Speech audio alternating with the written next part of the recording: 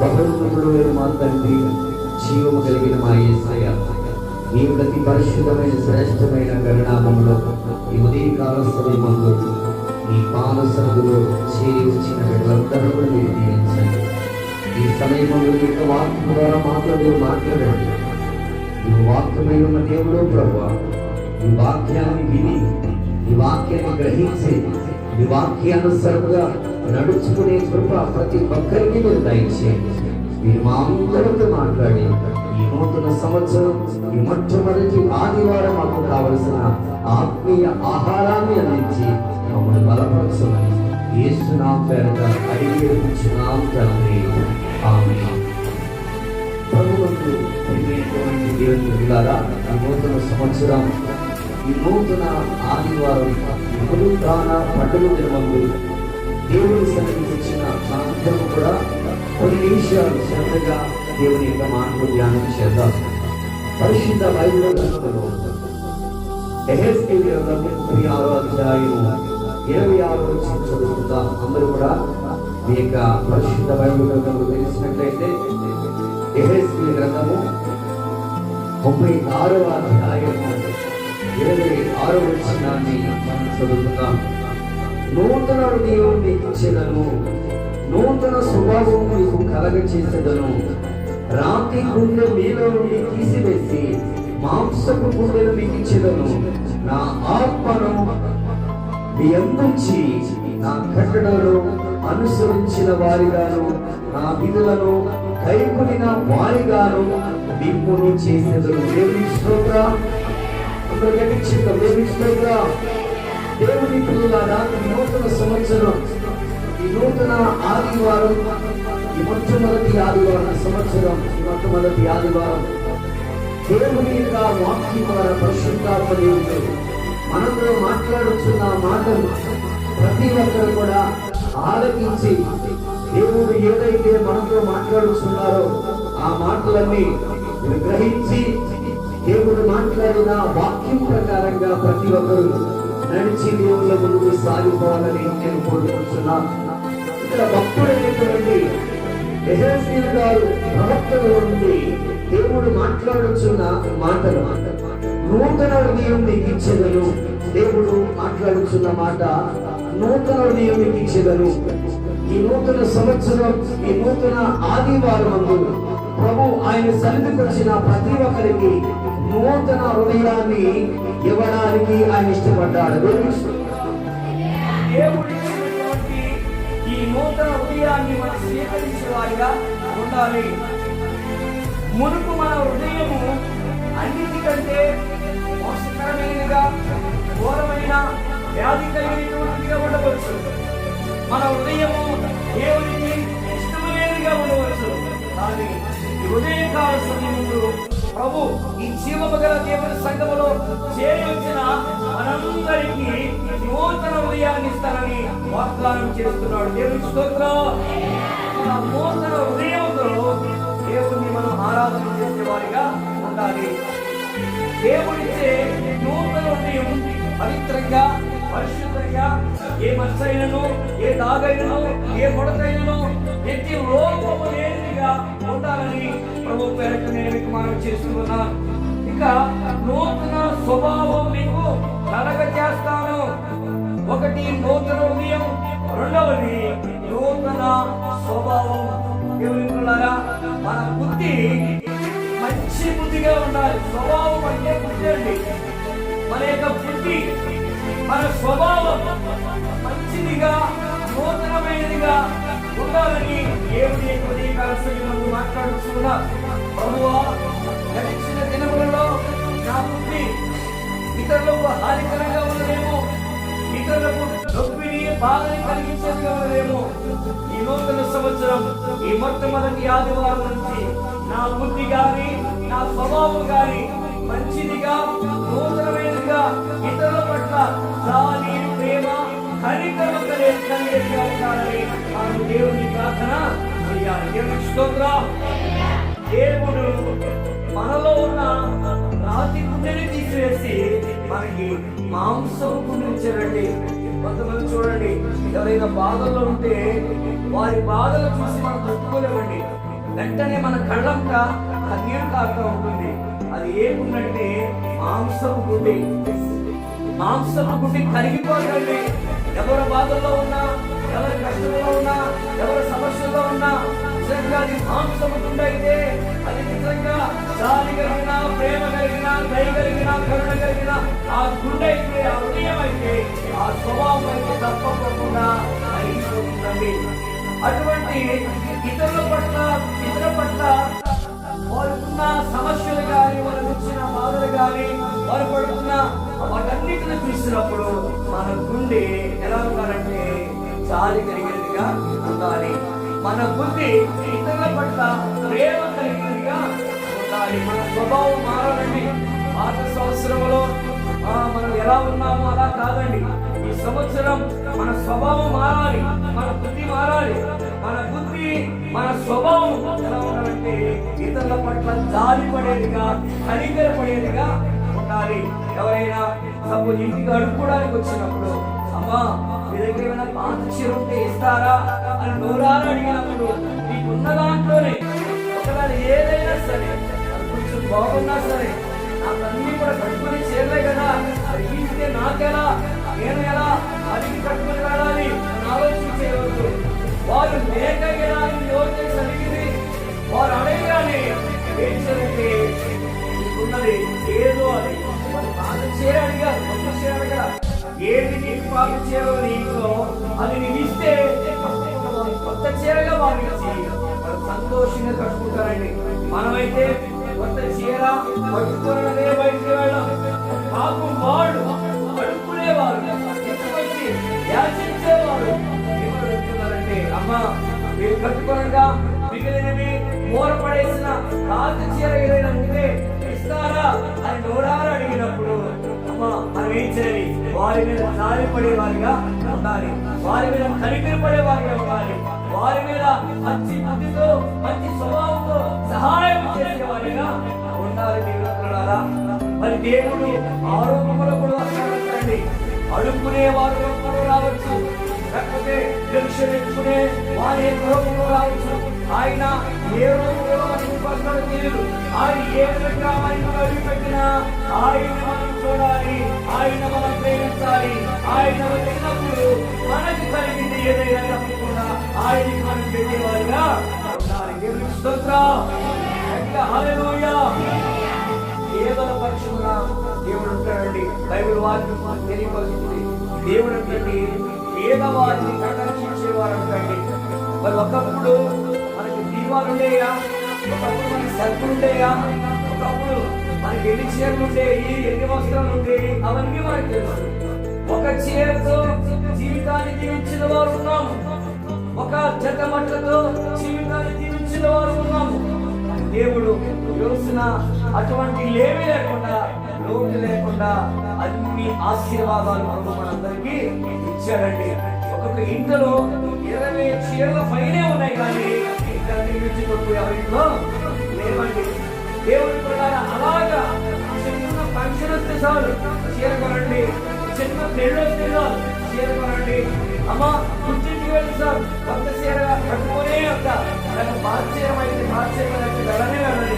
ఇలాగా మన కొరకు ఏ స్వార్థం లేకోకుండా, అమ్మా ఏ విధమైన ఆలోచన లేకోకుండా, భర్త దగ్గర డబ్బులు ఉన్నాయా లేవా, ఇంట్లో కుటుంబం గడుస్తుందా లేదా అని ఏమి ఆలోచించకుండా మన అవసరాల కొరకు, మన సోకుల కొరకు, మనకి నూతన వస్త్రాలు కావాలని మనం ఎన్నైనా చేస్తామండి. అది ఎదుటివాడు ఒకవేళ ఈ సంఘంలో ఉన్నవారే, ఒకవేళ ఈ గ్రామంలో ఉన్నవారే కొంచెం ఏదైనా సహాయం చేయవా అని నీ దగ్గరికి వచ్చేవరకు అది నీ దగ్గర ఉంటే తప్పకుండా సహాయం చేయి. లేకపోతే నువ్వు సహాయం చేయకపోయినా దేవుడిని చూస్తున్నావు. దేవుని స్తోత్రం. మన దగ్గర లేకపోతే మనం చేయలేము. ఉంటే కనుక సాధ్యమైతే తప్పకుండా మనం ఇతరులకు సహాయం చేసేవారిగా ఉండాలి. మన చేతులు ఎప్పుడు పెట్టే చేతులుగా, ఇచ్చే చేతులుగా ఉండాలి అని మన చేతులు పురసిగా పెట్టుకొని, అమ్మో ఇవ్వలేదు ఏమని చెప్పండి, తగ్గిస్తుంది దాపుని అడుగుని వస్తుంది గేట్ చేసేసి వాడు రావద్దని చెప్పండి అని మనం జాయినే వారిగా, కనికరం లేని వారిగా ఈ నూతన సంవత్సరం ఉండడానికి వీలేదు. ఈ నూతన సంవత్సరం దేవుడు మనకి నూతన హృదయాన్ని, నూతన స్వభావాన్ని ఇవ్వాలని ఆశపడుతున్న యొక్క అతి నూతన హృదయం, అతి నూతన స్వభావం కోరుకొని మనలో ఉన్న ఆ కఠినమైన రాజగుడిని తీసివేసి మాంసపుండుతో దేవుని ఆరాధన చేసే వారిగా ఉండాలి. దేవుని స్తోత్రం. హల్లెలూయా, హల్లెలూయా. దేవుని ప్రియులారా, దేవుని యొక్క బిడ్డలమైనటువంటి మనం ఇంకా దేవునిలో ఎదగాలి, ప్రార్థనలు ఎదగాలి, వాక్యములు ఎదగాలి. ఈ నూతన సంవత్సరం నుంచి ఒక గురి, ఒక గోల్, ఒక గమ్యం పెట్టుకోండి. ప్రభువా, ఈ ప్రతి సంవత్సరం నుంచి ఈ ఆదివారం నడిపించా, ఈ మొదటి పునరుద్ధారం నుంచి ఇక నా సన్నిధిలో ఏ క్రమంలో ఉన్నా ఏ ఒక్క క్రమం మానుకోకుండా ఈ యొక్క వస్తాను ప్రభువా అని మనం తీర్మానం చేసుకుంటే మన తీర్మానాన్ని బట్టి ఇప్పుడే మన జీవితంలో యేసయ్య గొప్ప కార్యములు చేస్తారు. హల్లెలూయా. ప్రియమైన దేవుని పిల్లలారా, నామకర్తలుగా అనేక మంది నశించిపోతూ ఉన్నారు, నామకర్తగా అనేక మంది పాడైపోతూ ఉన్నారు. మరి సత్యములో వాక్యానుసారమైన సంఘములోనికి వచ్చి కూడా నీవు ఒకవేళ నాశనం అయిపోతున్నావేమో, నశించిపోతున్నావేమో. నామకర్త క్రైస్తవుడికి నిజమైన క్రైస్తవుడికి తేడా కనిపించాలి. నామకర్త క్రైస్తవుడు అంటే ఎవరైగారని నన్ను అడగొచ్చు. నామకర్త క్రైస్తవులు అంటే గుడికొస్తారు, అన్ని పాపాలు చేస్తారు. నిజమైన క్రైస్తవులు ఎవరంటే గుడికొస్తారు గాని ఏ పాపము చెయ్యరు. దయచేసి మనం ఏ గుంపువారిగా ఉండాలంటే మందిరానికి వచ్చి దేవుని సన్నిధికి వచ్చి దేవుని నమ్ముకున్న మనము ఏ పాపము చేయని వారిగా ఉండాలి. దావీదు అనేటువంటి భక్తుడండి దేవునికి చాలా ప్రియమైన వాడు, హృదయమైన వాడు, దేవుడు కోరుకున్న వ్యక్తి, దేవునికి ఇష్టమైనటువంటి దావీదు. రాజు అయిన తర్వాత ఒకనొక సమయంలో పాపంలో పడిపోయాడు. దేవుని పిల్లలు అందరూ కూడా వినండి. ఒక స్త్రీ వ్యామోహంలో పడిపోయి పాపమునకు తన జీవితాన్ని అప్పగించుకున్నాడండి. పరిశుద్ధుడైన దావీదు, దేవునికి ఇష్టమైన దావీదు, దేవుని ప్రత్యాశమైన దావీదు అపవిత్రమైన ఆలోచన కలిగి, పాపపు ఆలోచన కలిగి ఒక స్త్రీని చూసి ఆమెతో వ్యభిచారం చేయడం జరిగింది. దేవుని పిల్లలారా, వ్యభిచారం చేసిన పరిక్షణమే దేవుని పిల్లలారా అతడు పశ్చాత్తాపడుడై, అయ్యో ఇంత భక్తి పరుడే నేను, ఇంత పరిశుద్ధుడే, ఇంతగా దేవుడిని కోరుకున్నాడే, ఎక్కడో గొర్రెలు కాసుకుంటున్న నన్ను దేవుడు సింహాసనం మీద పెట్టాడు అని ఆ మొదటి స్థితిని జ్ఞాపకం చేసుకుని తప్పు చేసిన తర్వాత అందరూ తను తెలుసుకున్నాడు. తెలుసుకొని పశ్చాత్తాపడుతున్నాడు, ఏడుస్తున్నాడు, కన్నీరు కారుస్తున్నాడు. అయ్యా క్షమించు ప్రభువా, నా పాపములని కడిగివేయ ప్రభువా. అయ్యా నేను తెలిసే పాపం చేశాను ప్రభువా, నేను పోగొట్టుకున్న రక్షణను నాకు దయచేయండి అయ్యా. అయ్యా నేను ఏ విధంగా పడిపోయాను, మరలా స్థితిలో వచ్చిన పైకి రావాలని నన్ను పరిశుద్ధుడిగా చేయని పరుపు తీరేంతగా కన్నీరు కాల్చి దావీదు దేవుడికి ప్రార్థన చేస్తున్నాడండి. అలా ప్రార్థన చేస్తున్నటువంటి దావీదు దేవుని పిల్లలారా మన పాపము నుంచి క్షమించబడ్డాడు. ఇక ఎన్నడూ పాపము చేయలేదు కానీ చేసిన తప్పుకి తనకు పుట్టినటువంటి బిడ్డ పుట్టగానే బయటపడింది, అక్కడికక్కడే చనిపోయిందండి, రక్తము కక్కి. తాను చేసిన పాపం పండింది. అంత భక్తుడైనప్పటికీ, అంత నీతిమంతుడైనప్పటికీ తాను తప్పు చేశాడని దేవుడు ఏమాత్రం కూడా ఊరుకోలేదండి. దావీదు చేసిన తప్పుల బట్టి కూడా దావీదుకు శిక్ష, తనకు పుట్టినటువంటి బిడ్డను దేవుడు తీసేసుకున్నాడండి. అంత శిక్ష మంది దావీదు పొందుకున్నాడు. ఈరోజు ఎంత పరిశుద్ధుడైనా, ఎంత పరిశుద్ధుడైనా, ఎంత నీతిమంతుడైనా చిన్న పాపమే కదా అనుకున్నావా? ఆ చిన్న పాపమే నిన్ను నరకానికి పంపిస్తుంది. చిన్న అబద్ధమే కదా, చిన్న మోసమే కదా, చిన్నగే కదా, నేను అంత బాగా ఏం తప్పు చేయలేదు కదా అని అనుకుంటున్నావా? ఆ చిన్నదే పెద్దదిగా మారిపోతుంది.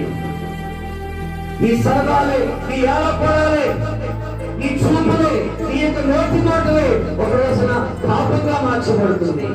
ఏమీ లేదండి, సిల్లిగా మాట్లాడుకున్నామండి, సరదాగా మాట్లాడుకున్నామండి, ఏమీ లేదండి, మామూలుగా మాట్లాడుకున్నామండి. ఊరికినే మాట్లాడుకున్నామని అంటారు.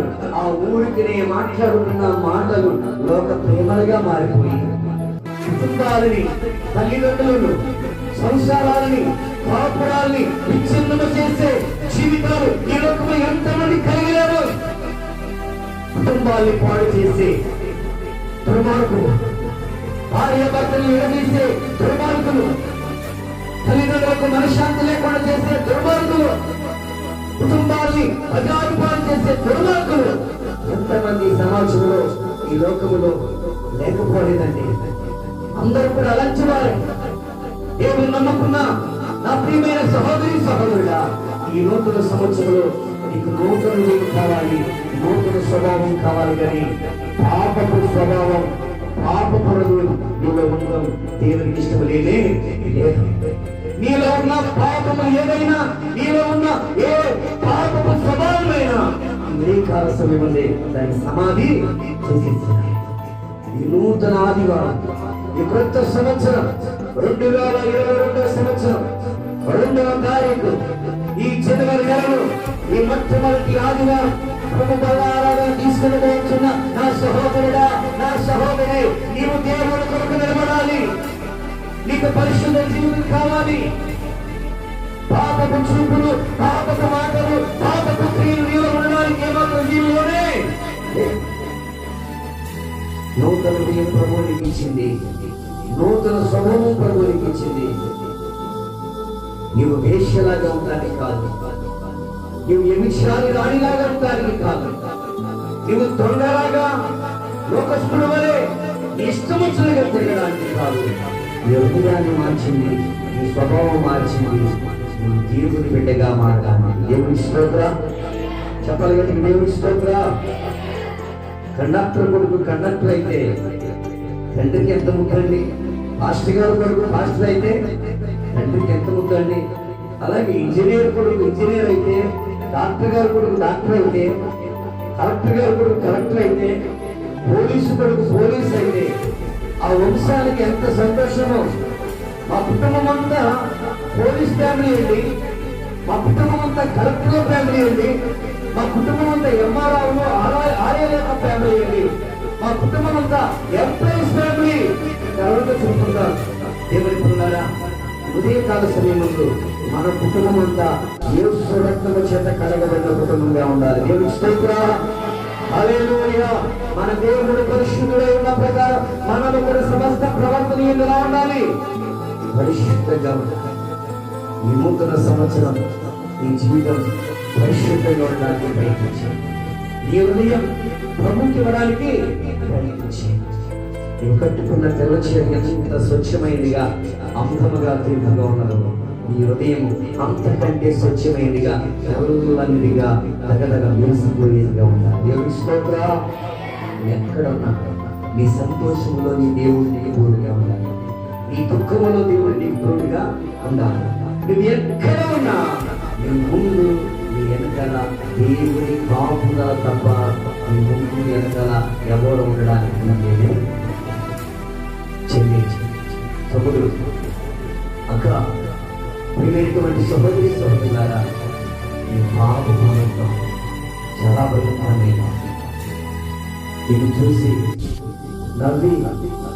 నవ్వించేసి నీకేదో బొమ్మరమో, నీకేదో ఒక 10,000 రూపాయల డబ్బులో, నీకేదో ఒక 40 మంచమో, నీకేదో ఒక నక్లీసో గురించి ఈ జీవితాన్ని వాడుతున్నారు, ఈ జీవితాన్ని నాశనం చేస్తారు. అదొక రోజున ఎవరైతే అనుభవిస్తారో ఇలాంటివి, ఎవరైతే ఇలాంటివి పాపపు సొమ్ము తీసుకొని వారి ఇంట్లో పెట్టుకుంటారో ఆ పాపపు సొమ్ము అంటండి ఒక రోజున పామై కాటేస్తారు. ఏది కూడా మన ఇంట్లో నిలవనే నిలవ. కష్టముతో సంపాదించుకో తల్లి, నీ ఇంట్లో రోజు పచ్చడి పచ్చి పులుసేనా, ఒక కింది బియ్యం కూడా ఉండడం కదా, ఏమీ లేకపోయినా పర్వాలా, తినడానికి ఆహారం లేకపోయినా పర్వాలా, వచ్చిన కష్టాలను బట్టి, వచ్చిన ఇబ్బందులు బట్టి నీతిగా బ్రతికితే నేను గొప్పగా చెప్పుకుంటారన్నమాట. పాపంతో పొద్దుసేళ్ళ కొనుక్కున్నా, పాపంతో బంగారు నగలు తీర్చుకున్నా, పాపముతో ఇంకా ఈ లోకంలో అన్ని సంపాదించుకున్నా, అది ఎలా సంపాదించుకున్నారో తెలుసా? వాడు ఎలా సంపాదించుకున్నాడో తెలుసా? వీడు ఎలా సంపాదించుకున్నారో తెలుసా? నిన్ను గురించి ఎక్కడైనా పోలై కూర్చే వారి లోకంలో ఎంతో మంది ఉంటారు. అలా నీ గురించి నువ్వు అలా చేస్తున్నావని, నువ్వు ఇలా చేస్తున్నావని, నువ్వు అలా తిరుగుతున్నావని, నువ్వు ఎలా తిరుగుతున్నావని, నువ్వు పాపం చేస్తున్నావని, నువ్వు విచారం చేస్తున్నావని, నువ్వు జాగ్రత్త చేస్తున్నావని లోకమంతా తెలుసుకొని, ఒకవేళ నీ భర్తకి ఆ విషయం తెలిస్తే, ఒకవేళ ఆ విషయం భార్యకే తెలిస్తే, ఒకవేళ ఆ విషయం పిల్లలకు తెలిస్తే, కుటుంబం సక్రమమైన మార్గం నడుస్తుందా? భర్త మనశ్శాంతిగా బ్రతకగలుగుతారా? పిల్లలు నీతిగా బ్రతకగలుగుతారా? నా తల్లే తిరిగితే నేను చీకటితో తిరగాలి, నా తల్లే తిరిగితే నేను నలుగురితో తిరగాలి, నా తండ్రి నలుగురు ఉంచుకుంటానని 8 మందిని ఉంచుకోవాలనుకుంటారండి. తండ్రి ఏ తిరుగుతాడో కొడుకు అదే పంట కోస్తాడు. తల్లి ఏ ఇతరం ఇచ్చిందో కూతురు కూడా అదే విత్తనాలు కోస్తుంది.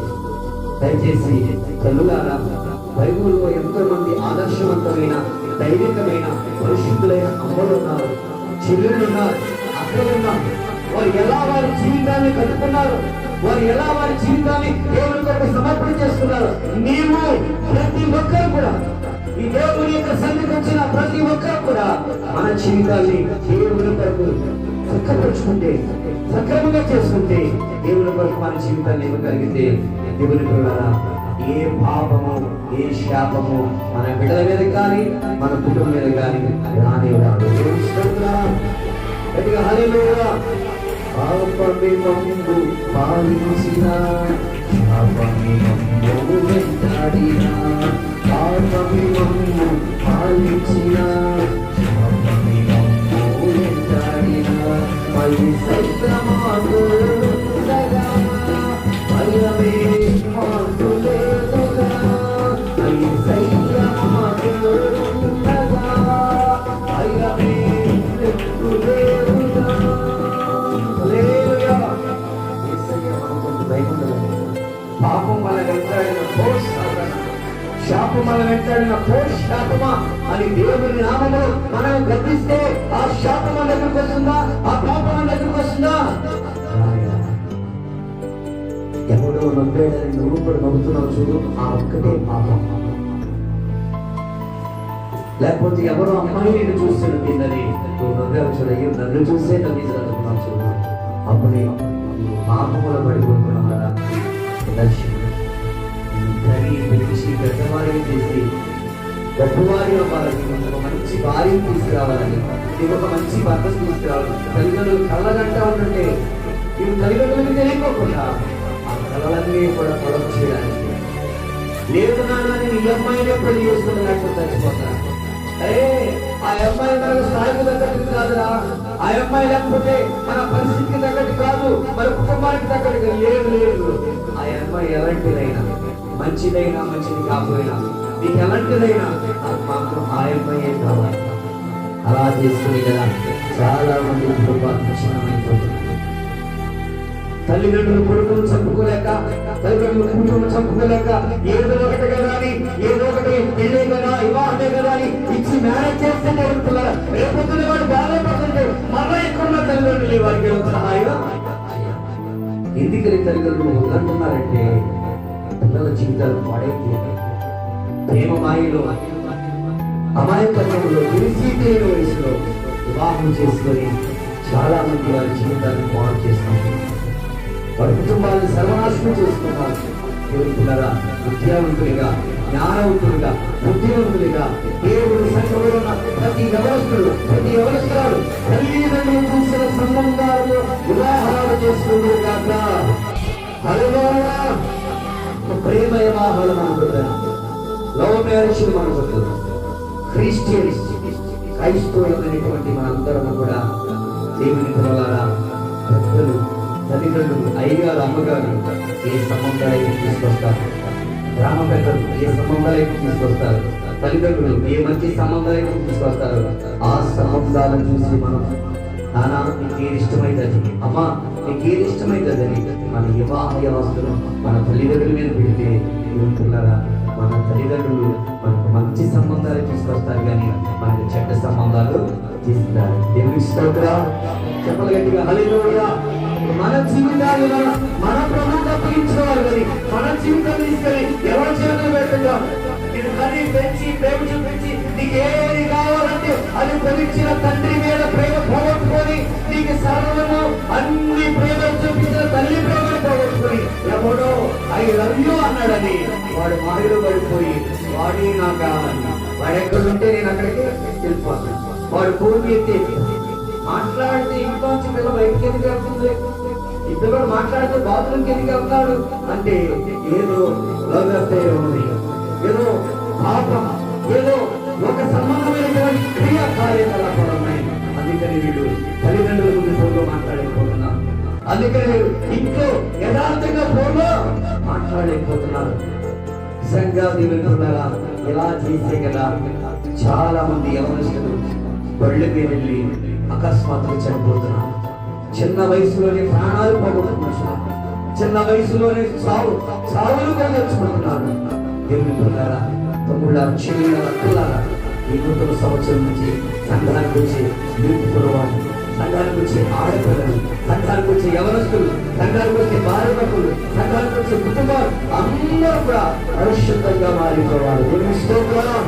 ఇక మనలో ఏ పాపము, ఏ క్షేమము, ఏ వేషధారణ, ఏ వేశ్యబుద్ధులు, ఏ వ్యభిచార పాలకులు ఉండడానికి దేవుడు మనకి ఏమి ఇచ్చాడు చెప్పండి? నూతన హృదయం, నూతన స్వభావం ఇచ్చాడు. రాతి గుండెని తీసేసి మాంసపు గుండె ఇచ్చాడు. ఈ గుండె మనకు కావాలి. యేసయ్య గుండె మనం చూసి తండ్రి మీరేమి చేస్తున్నారు, కనుక వీరిని క్షమించమని చెప్పిన గుండెకి మన యేసయ్య. ఈ రోజున మన హృదయాలు ఎలా ఉన్నాయి, మన స్వభావాలు ఎలా ఉన్నాయి? క్షమించే స్వభావాలుగా, క్షమించబడే వారిగా మనం ఉన్నాం. దేవుడు క్షమించినప్పుడు అయ్యా నాది కూడా తప్పే ప్రభాని క్షమించబడే మనసు మనకు కదా. దావీదు గురించి చెప్పాడు, తప్పు చేశాడు, బతుకు తెలియంతగా నీరు కాచి ప్రార్థన చేశాడు.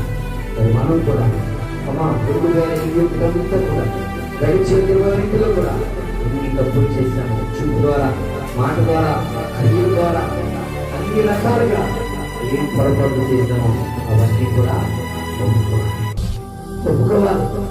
ఒప్పుకోకుండా తప్పుకున్నావా నీ జీవితం అకస్మాత్తుగా అయిపోతుంది. నీ జీవితం భయంకరమైనటువంటి కష్టాలు కూడా వెళ్ళిపోతుంది. పాపమును ఒప్పుకుంటేనే ఆ పాపం అన్ని చేయదని దేవుడు పాపం ఒప్పుకొని అలాగే పైకి మాత్రం భక్తుల్లాగా, లోన దేశంలాగా, హింసారులాగా, దొంగల్లాగా, దుర్మార్గుల్లాగా మనం ప్రియనుకున్నారా? ప్రతి ఒక్కరికి గుడ్డు చూపులు కానీ, క్యాన్సర్ కానీ, రక్తం కప్పుకోవడం కానీ, ఇంకా రకరకాల చేసిన పాపం పండితంగారండి. పెద్దలు కూడా అంటారు, యేసయ్య గారు రక్తం కక్కి ఆయన చాలా వ్యక్తులు ఉన్నప్పుడు పుట్టూరులో కోరంటలో దేవుని పరిచయం చేసి ప్రపంచవ్యాప్తంగా పంపిస్తే విచారణ చేసిన సేవకుడు ఆయన రక్తం కక్కుకుంటూ చాలా తక్కువ ఉన్నప్పుడు అందరూ అన్నారంట, గ్రామ పెద్దలు అందరూ అన్నారంట, అరే వీళ్ళ తాతయ్య చేసిన పాపం పండిందిరా, అందుకని చూసారా వాడు ఎన్ని మోసాలు చేశాడు, ఎన్ని పాపాలు చేశాడు, ఎన్ని హత్యలు చేశాడు, ఎన్ని సూర్యులు చేశాడు, అవన్నీ కూడా ఎవరి మీద చూపిస్తున్న ప్రభావం వాడి మనవడి మీద చూపిస్తున్నారు. చూసారా అందుకనేరా రోడ్లో ఉన్న పిచ్చోలాగా తిరుగుతున్నాడు అని అందరూ అనుకున్నారండి.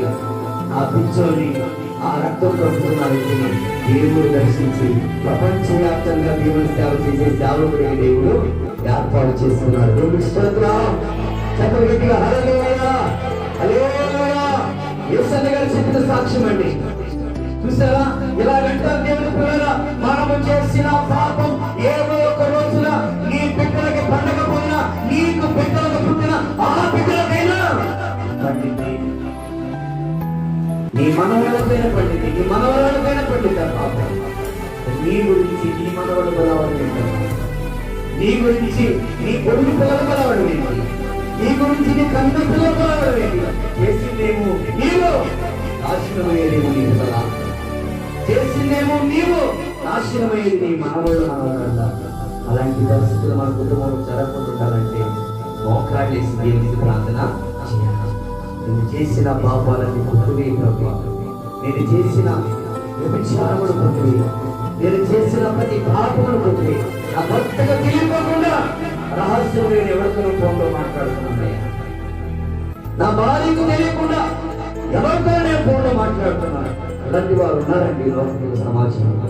ఒకవేళ సంఘములో ఉంటే ఎలాంటి వారు ఇప్పుడే మారాలి. ఎప్పుడుగా నీ భర్తతో తప్ప నీ ఎవరితో ఫోన్లో మాట్లాడటానికి లేదు. నీ భార్యతో తప్ప నీ ఎవరితో మాట్లాడటానికి లేదు. నువ్వు డీప్గా మాట్లాడాలన్నా, ప్రేమగా మాట్లాడాలన్నా నీ భర్త ఉన్నారు, నీ భార్య ఉన్నారు, నీ తల్లిదండ్రులు ఉన్నారు, నీ పిల్లలు ఉన్నారు, నీ కుటుంబం ఉన్నారు. దాన్ని దాటి నువ్వు బయటికి వెళ్ళావా, నీ సంసారాన్ని బయటకు తీర్చుకున్నట్టే, నీ కుటుంబాన్ని బయటకు తీర్చుకున్నట్టే, నీ భర్తని బయటకు తీర్చినట్టే. అలా సంపాదించిన వాడు కూడా ఉన్నారు. దేవుడున్నారా? అర్ధరాత్రులు చీకట్లో రాయులాపి, బస్సులాపి, కారులాపి, బళ్ళాపి డబ్బులు వేల లక్షలు సంపాదించుకునే వారు కూడా ఈ లోకంలో ఇప్పటికే ఉన్నారు. వివాహం చేసుకునే వారు అలాంటి వారు కాదండి. వారు విచారం కనుక వారు ఒళ్ళు అమ్ముకొని అలా సంపాదించుకుంటున్నారు. మన వృత్తి ఏంటండి? మనకి వ్యవసాయం ఉంది, కష్టపడుకోగలుగుతాం. మన వ్యాపారాలు ఉన్నాయి, మన భర్త కష్టపడేవాడు, నువ్వు కష్టపడేదాడు, ఇద్దరు పని చేసుకుని ఎంతైనా సంపాదించుకుంటారు. అంత కెపాసిటీ ఉన్నవారు మనం. ఎంత గొప్పగా బ్రతకాలి, ఎంత న్యాయంగా బ్రతకాలి, ఎంత నీతిగా బ్రతకాలి. ఈ కుటుంబం శబాష్ అనేదిగా మనం బ్రతకాలి. కానీ ఈ కుటుంబం అని ముఖం మీద ఉమ్మేసే కుటుంబాలుగా మనం బ్రతకడానికి వీలేదు. ఎప్పుడైతే నీ భక్తులు ద్రోహం చేశావో ఆ గాయం జీవితకాలం అంతా మిగిలిపోయి ఉంటుంది. ఎంతమంది మీ భర్తలకు గాయాలు లేపిన భార్యగా ఉన్నారు, ఎంతమంది మీ భార్యలకు గాయాలు లేపిన భర్తలుగా ఉన్నారు. జీవితం అంటే ఒక్కటే కదా, భర్త అంటే ఒక్కడే కదా, భార్య అంటే ఒక్కటే కదా. ఈ చక్కటి జీవితాన్ని బతుకున్నంత కాలం చిలకా కోరికలాగా హ్యాపీగా మీరిద్దరు సంతోషంగా సుఖాన్ని అనుభవించవలసింది పోయి ఎవరితోనో సుఖం అనుభవించడానికి, లేకపోతే ఏ స్త్రీతోనో సుఖం అనుభవించడానికి వెళుతున్నాం. ఎలా వెళ్తున్నాం? దొంగలాగా వెళ్తున్నాం. ఎలా వెళ్తున్నాం? చీకట్లో వెళ్తున్నాం. ఎలా వెళ్తున్నాం? ఎవరికి తెలియకుండా కనబడకుండా వెళ్తున్నాం. అంత కనబ ఏంటి? నువ్వు ఆ పాపం చేయకూడదని కదా, ఆ తప్పు చేయకూడదని నీకు భర్తనిచ్చింది, ఆ పాపం ఆ తప్పు చేయకూడదని నీకు భార్యనిచ్చింది. నీ ఇద్దరు సుఖంగా ఉండవలసింది పోయి నువ్వు వేరే వాడు తక్కువ సంబంధం పెట్టుకుంటే అతని భార్య పరిస్థితి ఏంటి? లేకపోతే ఆమె భార్య పరిస్థితి ఏంటి? అతని భర్త పరిస్థితి ఏంటి? కుటుంబ పరిస్థితి ఏంటి? లేచిన కాడ నుంచి ఇదే కండి మనం వినేది. ఈ సమాజంలో, ఈ లోకంలో లేచిన కాడ నుంచి ఎక్కడ చూసినా ఇలాంటి దుర్వార్తలేనండి. చెప్పాలంటే చాలా చెడ్డ మాట్లాడేయండి. అలాంటి చెడ్డగా ఈ సమాజం జీవిస్తూ ఉన్నది. అలాంటి చెడ్డగా భార్యను జీవిస్తున్నారు, అలాంటి చెడ్డవారిగా భర్తలు జీవిస్తున్నారు, అలాంటి చెడ్డవారిగా పిల్లలు జీవిస్తున్నారు. ఈ నూతన సంవత్సరం నుంచి అలాంటి చెడ్డవారిగా జీవము గల దేవుని సంఘానికి వచ్చేవారు జీవించడం వీల్లేనే. దేవుని స్తోత్రం. ఇలా గద్దిస్తున్నామని కదా మా చర్చికి రావడానికి ఇష్టం ఉండదు. ఇలా గద్దిస్తున్నామనే కదా మనం క్రమాలకు రావడం లేదు. నేను పాపం చేస్తున్నానండి, తప్పు చేస్తున్నానండి, నాలో ఏదో లోపం ఉందండి. ఎందుకన్నా దేవుడు నమ్ముకొని దేవుని సన్నిధికి వచ్చిన తర్వాత ఎందుకు చెడ్డ బుద్ధి నీకు? ఎందుకు అందరుకుంది? తీసేసే. నీ ప్రాణం పోయేంత వరకు, నువ్వు చచ్చిపోయేంత వరకు నీ తల్లిదండ్రులతోనే ఉండాలి, నీ భార్యతోనే ఉండాలి, నీ భర్తతోనే ఉండాలి, నీ కుటుంబంతోనే ఉండాలి. నీ సంసారాన్ని నిలబెట్టుకునేదానిగా, నీ కుటుంబాన్ని కట్టుకునేవాడిగా ఉండాలి. పరాయి స్త్రీలకు కానీ, పరాయి పురుషుల వైపు కానీ చూడడానికి కన్నీటి చూడడం కానీ చూడకూడదు. ఎక్కడికి వెళ్ళినా ఒక స్త్రీ నిజమైన నీతిమంతుగా విస్తేయండి తల దించుకొని బయట పెడుతుంది, పనేంటో తీసుకొని మళ్ళా తల దించుకొని లోపలికి వస్తుందండి. కొంతమంది స్త్రీలు అమ్మా ఇక్కడ మొదలేస్తే శివుడు కట్టవాడు కూడా ఎంతమందితో మాట్లాడతారు, ఎంతమంది మొగాళ్ళు పలకరిస్తారు, ఎంతమంది వారికి సరసాలు ఆడుతూ ఉంటారు. దేవుడులారా లోకంలో ఉన్నప్పుడు లోకస్తులు తెలుస్తారు, కానీ యేసు ప్రభువును అనుకున్న బిడ్డలమైన మనకి అలా సరసాలు ఆడడం అడగండి.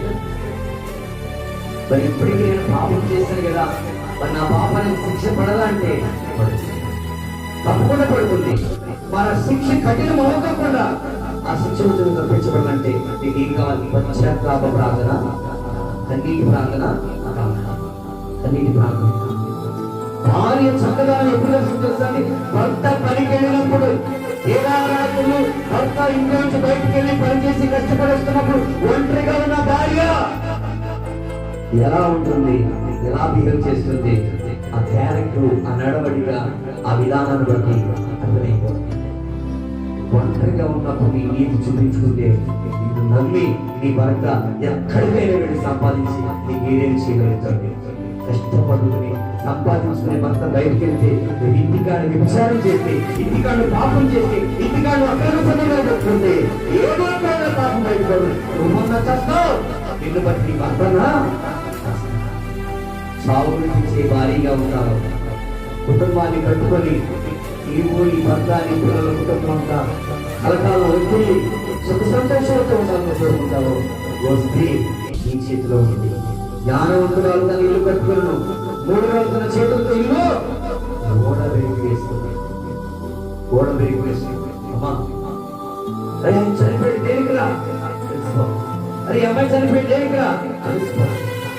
ఫలానా అబ్బాయి, ఫలానా సమస్య, ఫలానా దాని వల్ల, ఫలానా దీని వల్ల, ఫలానా పరిస్థితి వల్ల అని జీవితంలో అర్థమైపోతే ఆ కుటుంబానికి, ఎడవబడిన పిల్లలకి, లేకపోతే ఎడవబడిన భర్తకి, ఎడవబడిన భార్యకు ఇల్లు ఉంటుందండి, ఇల్లు ఉండదండి. భర్త ఉన్నప్పుడే చెలవిడిగా తిరిగింది, భర్త చచ్చిపోయిన తర్వాత ఎంత మందితో తిరిగిందో ఆ అమ్మాయికి తెలియదు. కానీ యేసు ప్రభువు నమ్ముకున్న బిడ్డలు అలా ఉండడం దేవునికి ఇష్టం లేదే. మనకి యేసు ప్రభువు నమ్ముకున్న బిడ్డల గురించి చెప్తున్నాం. యేసు ప్రభువు నమ్ముకున్న బిడ్డలకి ఈ భిక్షాచారకులు చచ్చిపోవాలి, పాప బాలకులు చచ్చిపోవాలి, కామకర్తలు చచ్చిపోవాలి, పాపము కోర్టులు చచ్చిపోవాలి. ఇంకా ఏ చెడ్డ కోరికలు వచ్చినా అవన్నీ సంతోషించుకోవాలి. అప్పుడు మాత్రమే బలారం తీసుకోవాలి. తప్పు చేసుకుంటా సినిమాలు, సీరియల్